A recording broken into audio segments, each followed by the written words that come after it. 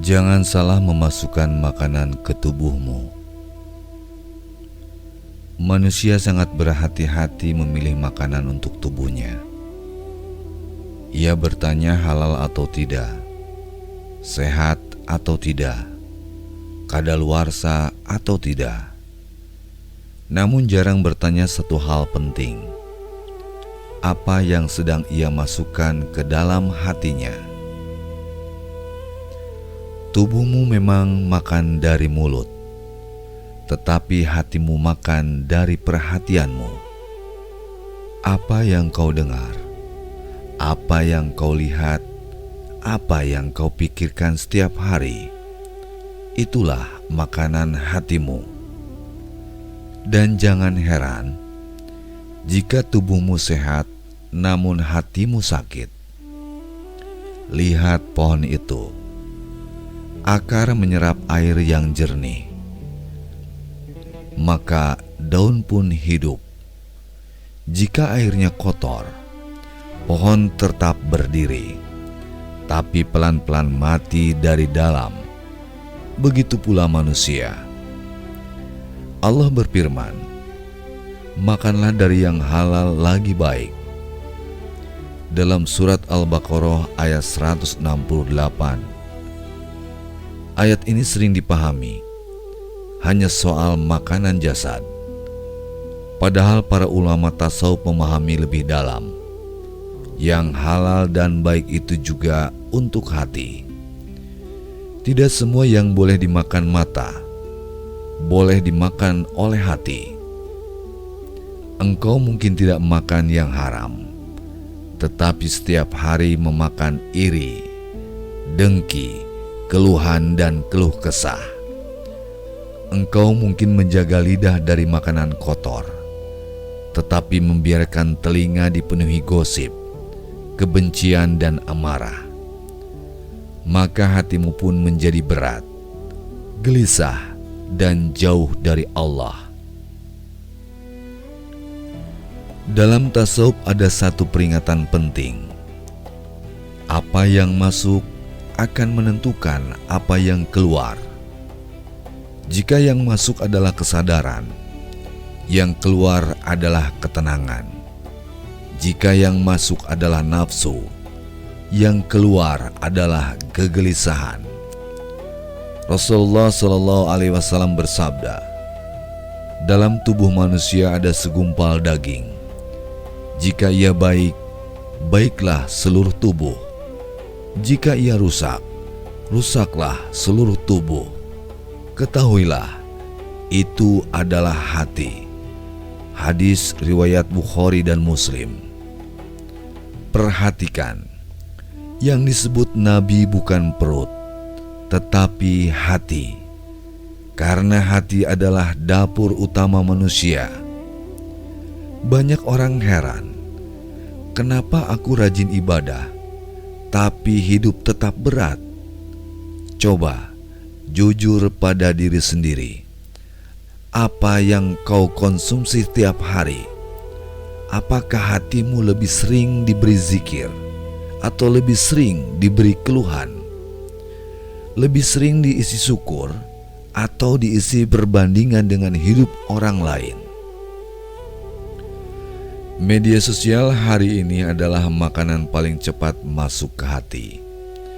Tanpa disadari, kau makan kehidupan orang lain, lalu kenyang dengan rasa kurang. Kau makan pencapaian orang lain, lalu lapar dengan rasa gagal. Padahal Allah tidak pernah menyuruhmu hidup dengan standar orang lain. Tasawuf mengajarkan puasa hati, bukan hanya menahan lapar jasad, tetapi menahan pandangan yang berlebihan, informasi yang tidak perlu, pembicaraan yang melelahkan jiwa. Karena tidak semua yang benar perlu masuk ke hatimu. Imam Ghazali berkata, hati seperti bejana. Jika diisi dunia secara berlebihan, tidak akan tersisa ruang untuk Allah. Bukan dunia yang salah, tetapi takaranmu yang berlebihan. Jangan salah memasukkan makanan ke tubuhmu. Tubuhmu bukan hanya daging dan tulang, tetapi juga roh yang sensitif. Rohmu tidak kuat mencerna kebencian setiap hari. Ia tidak tahan dengan kecemasan yang terus-menerus. Ia lemah jika diberi makanan berupa ketakutan. Pohon itu diam. Ia tidak memilih musim, tetapi ia setia pada akarnya. Manusia justru sering lupa akarnya. Akar manusia bukan harta, bukan jabatan, bukan pujian. Akar manusia adalah hubungan dengan Allah. Jika akar ini kering, sebanyak apapun yang kau makan di luar, hidupmu tetap hampa. Tasawuf mengajarkan kesadaran kesederhanaan. Tidak semua yang bisa ditelan harus ditelan. Kadang menolak adalah bentuk penjagaan diri. Menjauh adalah bentuk kasih sayang patah hati. Diam adalah bentuk ibadah yang tidak terlihat. Allah tidak melarangmu menikmati dunia, tetapi Allah melarang dunia menguasai hatimu. Makanlah secukupnya, lihatlah secukupnya, bicaralah secukupnya, karena yang berlebihan selalu merusak. Jika hari ini hatimu lelah, coba periksa bukan amalmu, tetapi asupanmu. Apa yang kau masukkan ke pikiranmu sebelum tidur?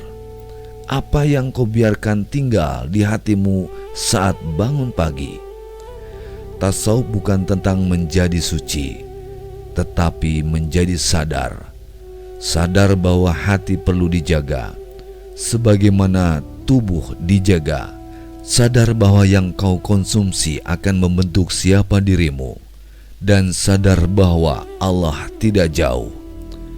Hanya hatimu yang terlalu penuh oleh selainnya. Mulai hari ini, dengan satu niat, aku ingin memberi makan hatiku dengan yang mendekatkanku kepada Allah.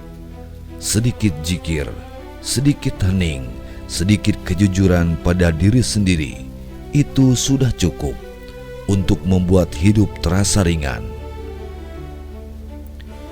Jika satu kalimat saja dari narasi ini membuatmu berhenti sejenak, itu sudah menjadi makanan yang baik untuk hatimu.